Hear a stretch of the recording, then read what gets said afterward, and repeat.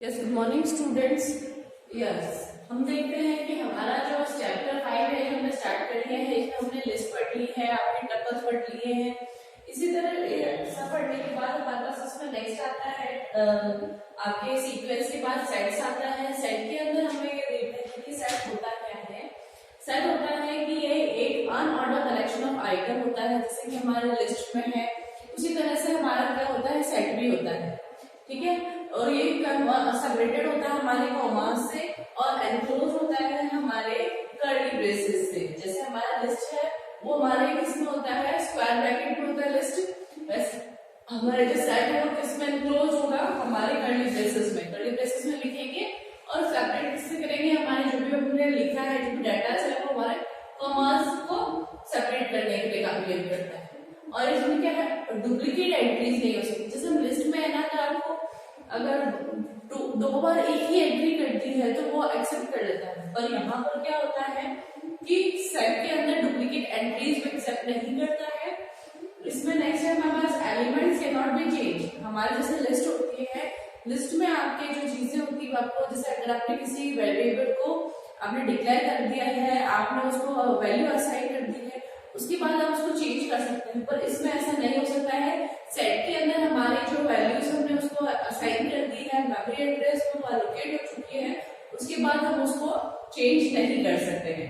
ठीक है, इसी तरह हम इसका एक एग्जांपल लेते हैं। ये ऐसे बेसिक 4 पॉइंट्स जो आपको याद रखने की जरूरत है कि एनक्लोज किस तरह से होता है, कॉमा लगता है सबके बीच में, डुप्लीकेट एंट्रीज नहीं लेती है, और इसमें लिस्ट में जो भी आपने डाल दिया है वो सेट के अंदर जो डाल दिया है वो आपको चेंज नहीं कर सकते हैं। ठीक है, एक एग्जांपल है इसमें पहले तो कि हमने क्रिएट करना है, हमें एक सेट को क्रिएट करा। ठीक है, ये हमारा प्रोग्राम है एक छोटा सा। तो हमने क्या किया, क्रिएट अ सेट, ये एक लाइन लिखी है, पर ये लाइन हमें कंप्यूटर को रीड नहीं करवानी है, तो इसके आगे अपन ने क्या लगाया है, हैश लगाया है। हैश लगाया इसका मतलब है कि कंप्यूटर ये हैश देख के वो ये समझेगा कि ये कमेंटिंग लाइन है, ये अब यूजर ने मतलब अपन ने अपनी सुविधा के लिए कि हमने किस चीज के लिए प्रोग्राम करा है, किस चीज के लिए प्रोग्राम बनाया है, ये हम बाद में देख सके, ये हमारे यूजर के आपके फैसिलिटी के लिए है। इसलिए कंप्यूटर को देखेगा हैश, तो वो आपकी पूरी लाइन को रीड नहीं करेगा। ठीक है, फिर वो नेक्स्ट लाइन रीड करेगा, फिर देखेगा कि सेट नाम का एक वेरिएबल है जिसके अंदर हमारे इतने आइटम्स हमने डाल रखे हैं। देखो यहाँ पर क्या है, दोनों तरफ कर्ली ब्रेसेस है, क्योंकि कर्ली ब्रेसेस के अंदर एनक्लोज होता है और किससे सेपरेटेड है, कॉमा से सेपरेटेड है। ठीक है, जितने भी आइटम्स है सबके बीच में कॉमा लगा हुआ है। ठीक है, उसके बाद मैंने कहा है प्रिंट टाइप सेट। अब मुझे इसका टाइप बताना पड़ता है कि कौन सा टाइप का है।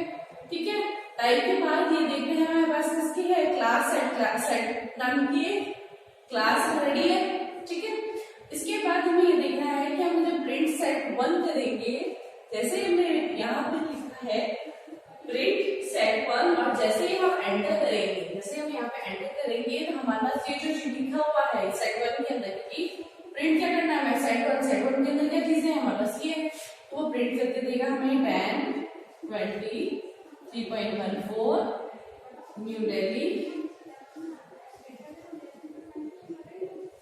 आपको जिस तरह से उसमें लिखा हुआ है उस तरह से आपको प्रिंट करके देगा। ठीक है, अगर इसी की जगह अगर हमारे पास ऐसा कोई वेरिएबल होते जो कि आपके डुप्लीकेट होते तो वो क्या करता है, जैसे हमने ये नाम लिया, एक नाम लिया सेट 2 नाम का वेरिएबल लिया। ठीक है, कोई हमने नंबर दे दिए 1 4 3 1 2 ऐसा कुछ नंबर दिया। ठीक है, अब हम इस सेट को हम प्रिंट करवाना चाहते हैं। ठीक है, तो हमने लिखा है प्रिंट सेट 2। जैसे हम उसको ये कमांड देंगे प्रिंट सेट 2, तो वो क्या करेगा, ये जो डुप्लीकेट हमारे पास जो 1 है वो क्या करेगा, आपको हटा देगा। ये डुप्लीकेट है, कौन सा, ये वाला और ये वाला। ठीक है, ये डुप्लीकेट है, तो उसमें क्या आपको लिखा हुआ आएगा 1 4 3 2, क्योंकि ये डुप्लीकेट है तो डुप्लीकेट वाला तो वो असाइन नहीं लेगा। एक बार जो आपने फर्स्ट जो दिया था वो ले लेगा, बाद में जब इससे मैचिंग करता हुआ मैच करता हुआ आपको मिलेगा तो वो उसको एक्सेप्ट नहीं करना। ठीक है, तो आपको प्रिंट करके इस तरह से देगा। तो ये हमारा होता है सेट, इस तरह से है। ठीक है, इसके बाद हमारा है नन। नन किस तरह से वर्क करता है वो देखते हैं। नेक्स्ट टॉपिक है हमारा नल। नल वैसे तो कुछ नहीं होता है, ऐसा स्पेशल डाटा टाइप होता है जिसके अंदर हम सिंगल वैल्यू को बोलते हैं और ये वैल्यू हमारे पास ना तो जीरो होती है ना फॉल्स होती है। ठीक है, इसलिए कुछ बेसिक चीजें हैं जो हम देखते हैं कि ये क्या है, हमारे पास स्पेशल डाटा टाइप है जो सिंगल वैल्यू रखता है। ठीक है, इसमें सिंगल वैल्यू होती है, इसमें आप मल्टीपल जैसे हम दे देते हैं लिस्ट में टपल्स के अंदर या फिर सेट के अंदर, ऐसा नहीं हो सकता है। इसमें एक सिंगल वैल्यू होती है। इसमें क्या होता है, वैल्यू कौन सी होती है, एब्सेंट होती है। वैल्यू क्या होती है, हमारे पास कुछ नहीं होती है। कभी कभी ऐसी सिचुएशन होती है जिसमें हमें कुछ भी वैल्यू नहीं रखनी होती है। ठीक है, नो ऑपरेशन परफॉर्म, इसके अंदर अगर कोई वैल्यू ही नहीं है तो ऑपरेशन कैसे परफॉर्म होगा, इसलिए क्या है, कोई भी ऑपरेशन परफॉर्म नहीं होगा। आपकी सिंगल वैल्यू है वो भी नल वैल्यू है। ठीक है, ये ना तो फॉल्स होती है ना ही इसको जीरो कह सकते हैं। ठीक है, इसके बाद हम इसका एक एग्जांपल है जो आपके बुक में दे रखा है, यहाँ पे लिखा हुआ है माय वेरिएबल। माय वेरिएबल मतलब हमारे पास एक वेरिएबल का नाम ले लिया। ठीक है, वेरिएबल का नाम दिया, उसमें लिखा है हमने नल, फिर हमने उसका टाइप दे दिया माय वेरिएबल का। टाइप में हमने क्लास बनाई है, नल टाइप की क्लास है, तो हमें जब प्रिंट करने के लिए क्या आएगा, माय वेरिएबल। तो माय वेरिएबल में क्या है बस नल, तो आपको प्रिंट क्या करके देगा, नल प्रिंट करके देगा। इस तरह से हमारे पास ये नल वेरिएबल होता है, ये बहुत ही रेयरली यूज होता है। इसके बाद हम ये देखेंगे कि मैपिंग के बारे में, जो मैपिंग बहुत इंपॉर्टेंट है उसके बारे में देख लेते हैं। सो हमारा नेक्स्ट टॉपिक है हमारा मैपिंग। मैपिंग क्या होता है, ये भी अनऑर्डर्ड होता है, अनऑर्डर्ड टाइप का सेट होता है। जिस तरह से हमारा सेट है उसी तरह से हमारे पास अनऑर्डर्ड डाटा टाइप्स होते हैं। अलग अलग तरीके के डाटा टाइप्स हो सकते हैं, जैसे स्ट्रिंग हो सकता है, फ्लोट हो सकता है, आपके इंटीजर हो सकता है। जो भी आपके तरह की डाटा टाइप्स है वो अलग अलग डाटा टाइप्स का एक ग्रुप होता है, वो भी अनऑर्डर्ड, इसमें कोई ऑर्डर नहीं होता है। ठीक है, मैपिंग क्या है, इसमें एक ही स्टैंडर्ड मैपिंग है जिसको हम बोलते हैं डिक्शनरी। ठीक है, इसको डिक्शनरी किस तरह से हम यूज करते हैं, तो डिक्शनरी होती है हमें होल्ड करती है हमारे ऐसे आइटम्स को जिसकी की और वैल्यू का पेयर का एक पेयर बनता है। जो भी हमें वैल्यू लिखनी है, हम जो भी पहले क्या करते हैं, हम एक एक वैल्यूज को अलग अलग लिखते थे, मतलब हमारे पास हर एक एलिमेंट अपने आप में एक यूनिक होता था।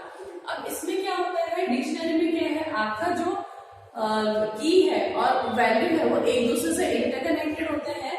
जिस तरह से हम अगर देखे जाए तो मोबाइल फोन में अगर हम अपना नाम ढूंढते हैं, अगर आपके फोन में नाम सेव है, आप उस नेम पे प्रेस करेंगे तो आपको उसका नंबर दिखाई देगा। मतलब एक तो आपकी की है, या मान लीजिए आपका जो की है वो आपका नेम है, और जैसे आपने की को कॉल किया तो उसकी वैल्यू मतलब आपका फोन नंबर आ जाता है। इस तरह से अगर आप देखेंगे तो आपको डिक्शनरी समझ में आएगी। ठीक है, तो वो क्या करती है, होल्ड करती है डाटा आइटम्स की वैल्यूज में। ठीक है, ये इंक्लोज होती है कर्ली ब्रेसेस में, जैसे कि हमारे बाकी के है, हमारे पास सेट जो हमारे पास कर्ली ब्रेसेस में है, इसी तरह एनक्लोज ये भी होता है, हमारे कर्ली ब्रैकेट में एनक्लोज होता है। ठीक है, ये हम क्यों यूज करते हैं, क्योंकि जिसका एक्सेसिंग जो है वो हमारे फास्ट है, बाकी सबसे जैसे सेट से या फिर टपल से इनका एक्सेस इससे लेस है, इसलिए फास्टर है। हम इसलिए डायरेक्टली डिक्शनरी यूज करते हैं। की हम यूज करते हैं, जो हमारे पास की और वैल्यू है उसको लिखने का तरीका क्या होता है, key separated by using semicolon from sign from its value. जो की और वैल्यूज होती है वो किस तरह से लिखी जाती है, आपकी की लिखते हैं और उसके बाद सेमीकोलन लगाएंगे और उसकी वैल्यू लिखेंगे। तो ठीक है, तो ये वाली जो की है, अगर आपने इस की को कॉल किया, जैसे इस की को कॉल करेंगे इसके साथ इसकी वैल्यू जो होती है वो आपको एक्सेस होके आपको दिखाई देती है। ठीक है, प्रिंट होती है।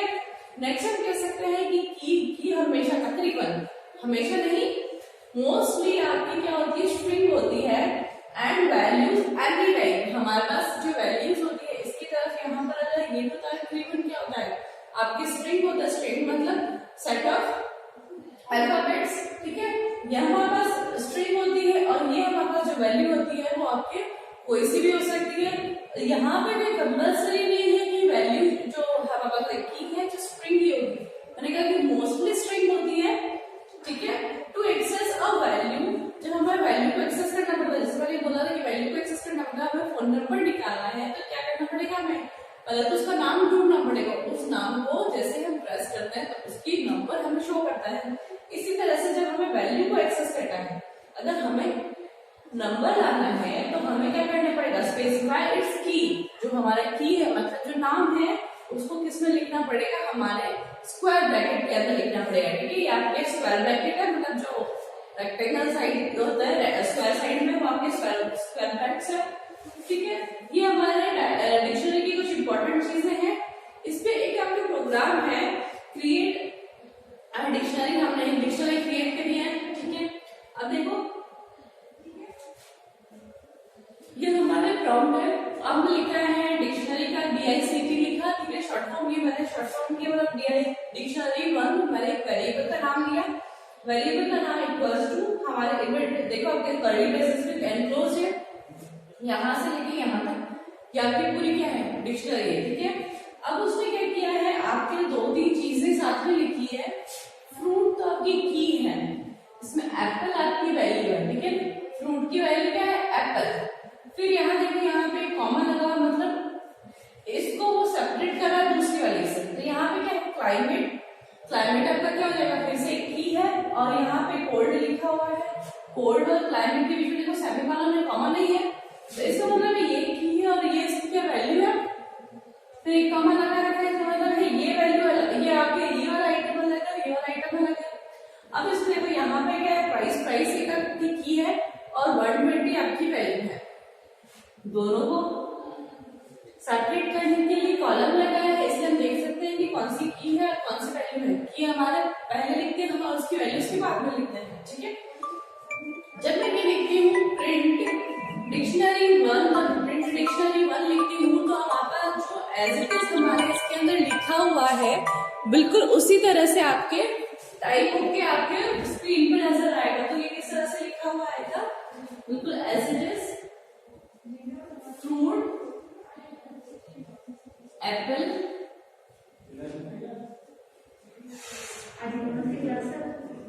Climate cold price 120। ये इस तरह से आपको एज इट इज आपको लिखा हुआ, आपको प्रिंट करा हुआ है, मान लीजिए वो आपको नजर आएगा। कि कभी कभी अगर ऐसा हो कि हमें सिर्फ क्या करना है, हमें हमारे पास वैल्यूज को ही हमें प्रिंट करवाना है, तो हम किस तरह से लिखेंगे, देखो वापस से प्रिंट किसमें से करवाना है, डायरेक्टरी 1 में से, क्योंकि हमें पहले वेरिएबल का नाम देना है, तो हमें क्या करना पड़ेगा, डिक्शनरी 1। ठीक है, अब इसमें से मुझे कौन सी वैल्यू लेनी है, जैसे मैंने लिखा कि क्लाइमेट लिख लेती हूँ। ठीक है, क्लाइमेट मैंने की जो किसके अंदर होगी, स्क्वायर ब्रैकेट में जो वैल्यूज फाइंड एक्सेस करने के लिए क्या होती है, स्क्वायर ब्रैकेट यूज किया, मैंने लिखा क्लाइमेट। इसका मतलब है हमारे पास प्रिंट करना है डायरेक्टली 1 में से क्लाइमेट की वैल्यू, तो वो क्या प्रिंट कर गया यहाँ पर, कोल्ड। ठीक है, तो हम इस तरह से हमारे डायरेक्टरी में से सिलेक्ट कर सकते हैं जो भी हमें वैल्यूज चाहिए, जो भी हमारे पास आपकी की है, की से हम क्या है वैल्यू को एक्सेस कर सकते हैं। तो हमारी डायरेक्टरी बहुत यूजफुल होती है। इसके अलग बात हम नेक्स्ट हम इसके बाद पढ़ने वाले हमारे म्यूटेबल और इम्यूटेबल डाटा टाइप्स को जब पढ़ेंगे। ठीक है, तो हमारा नेक्स्ट टॉपिक है mutable and immutable data types है। दो तरीके के डाटा टाइप्स हम जैसे इतने सारे डाटा टाइप पढ़े हैं, तो उनको कैटेगराइज किया था हमने दो तरीके से। तो दो तरीके के हैं हमारे पास म्यूटेबल मतलब हमारे पास ऐसे डाटा जिनको हम क्रिएट करने के बाद, असाइन करने के बाद हम उन्हें चेंज कर सकते हैं। जैसे कि हमने लिस्ट चेक करी थी और हमारा डिक्शनरी आई थी। लिस्ट में जब हमारा कोई भी वैल्यू असाइन कर दी थी वेरिएबल को, तो हम उसको चेंज करवा देते हैं, और ऐसा ही हमारे डिक्शनरी के अंदर इम्यूटेबल डाटा टाइप्स है हमारे पास। ऐसे डाटा टाइप्स जिनको हम अगर वेरिएबल क्रिएट करने के बाद और उन्हें वैल्यू असाइन कर दिया, वैल्यू असाइन कर दिया, तो उसके बाद हमारे पास क्या है, उसमें एक मेमोरी में एड्रेस एलोकेट हो जाता है, और उस मेमोरी एड्रेस के अंदर वो एक यूनिक आईडी हमारे पास होता है, और उस आईडी को क्या है उसके लाइफ टाइम तक होता है। जब तक वो आपका वेरिएबल है तब तक आपकी उसकी क्या है एक आईडी है, आपको उसमें मेमोरी एलोकेशन है। तो इम्यूटेबल डाटा टाइप हमारे पास वो होते हैं कि जो वेरिएबल्स हैं जिसके हम चेंज नहीं कर पाते, कैन नॉट बी चेंज, और जिन्हें हम क्रिएट और असाइन करने के बाद आपको ऑल्टर नहीं कर सकते हैं।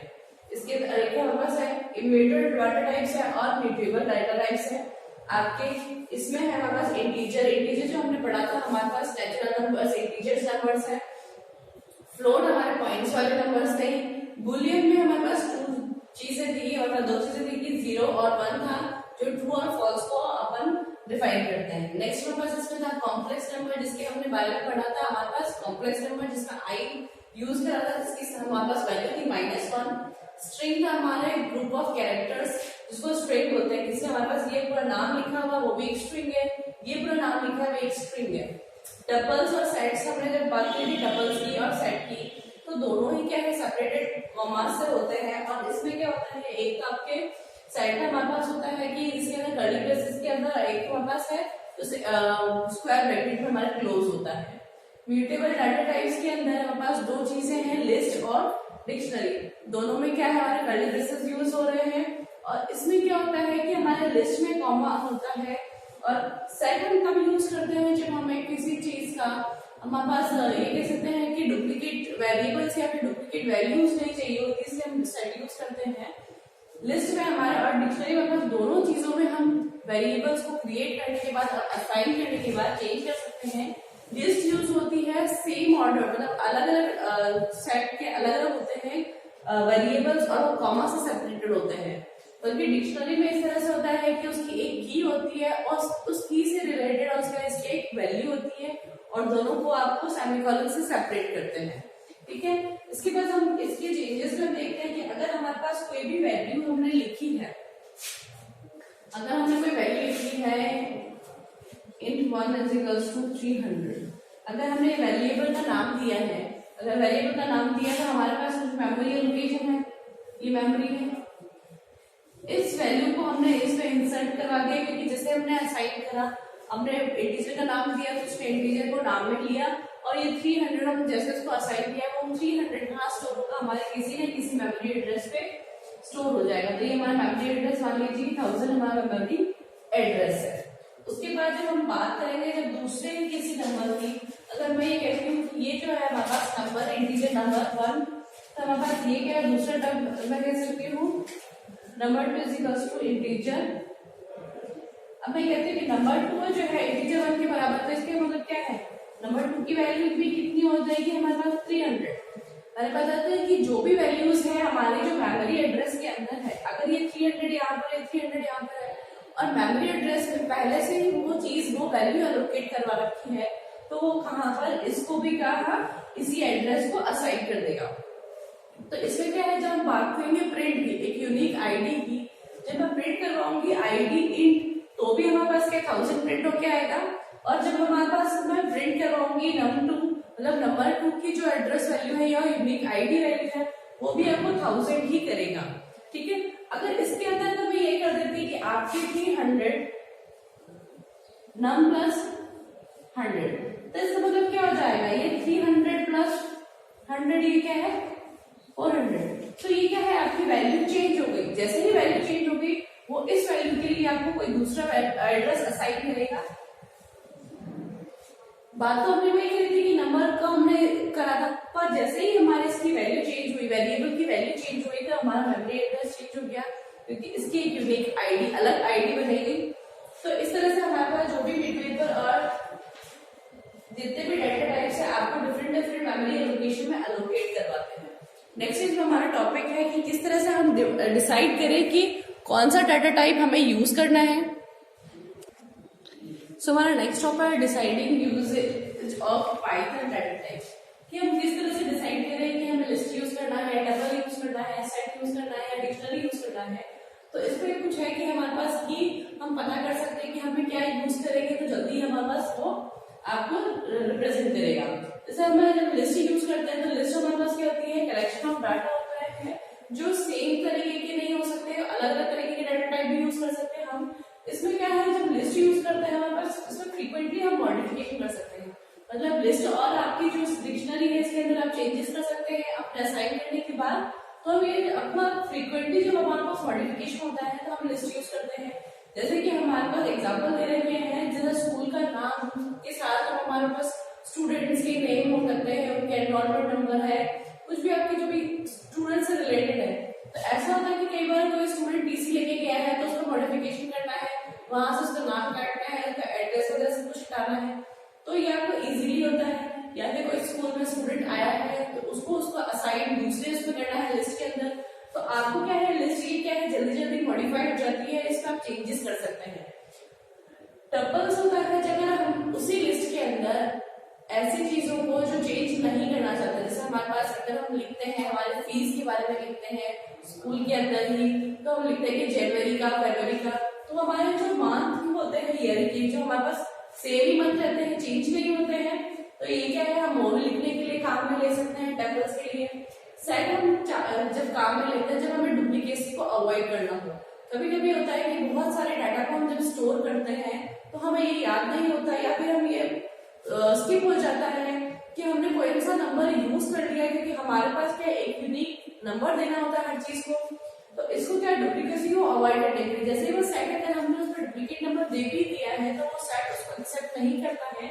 जैसे कि हमारे म्यूजियम में हर एक प्रोडक्ट को जो भी हमारे पास एक कोई म्यूजियम में कोई भी आपका आर्टिकल है उस पर रखा हुआ है, हर एक आर्टिकल पे यूनिक नंबर दिया जाता है, ठीक है। तो सेट हम तब यूज करते हैं डुप्लीकेसी को अवॉइड करने के लिए। डिक्शनरी को तो हम जब यूज करते हैं जब हमें इसे कॉन्स्टेंटली मॉडिफाई करना होता है, वो भी कस्टमाइज वे, जब हमारे पास पास जो हमारे पास जब कस्टम की होती है उसको यूज करते हुए उसकी वैल्यू को एक्सेस करना। हमारे पास इसका बेस्ट एग्जांपल जो मैंने उस टाइम पढ़ाया था वो दिया था डिक्शनरी का, कि हमारे जो फोन में होता है, हमारा जो फोन का बुक होता है, उसके अगर हमें किसी नंबर को सर्च करना है तो किस तरह से सर्च करेंगे, नंबर से सर्च नहीं करेंगे क्योंकि नंबर हमें याद नहीं है। तो हम हमारा फोन नंबर पे जो हमारे पास नाम है उसका, जिस नाम से हमने स्टोर करा रखा है उस नाम को टाइप करेंगे तो आपको वो नंबर क्या है एक्सेस हो जाएगा। तो नाम तो हमारे पास क्या होता है, नहीं हमारे पास की होता है, तो वो की को एंटर करके हम उसकी वैल्यू मतलब हमारे पास वो नंबर एक्सेस कर सकते हैं। तो ये हमारे पास है डिसाइडिंग, किस तरह से हम डिसाइड करते हैं कि पाइथन में हमें कौन सा डेटा टाइप यूज करना है। Thank you. नेक्स्ट वीडियो में हम देखेंगे कि हमारे ऑपरेटर्स, पाइथन में ऑपरेटर्स किस तरह से काम में लिए जाते हैं, ठीक है।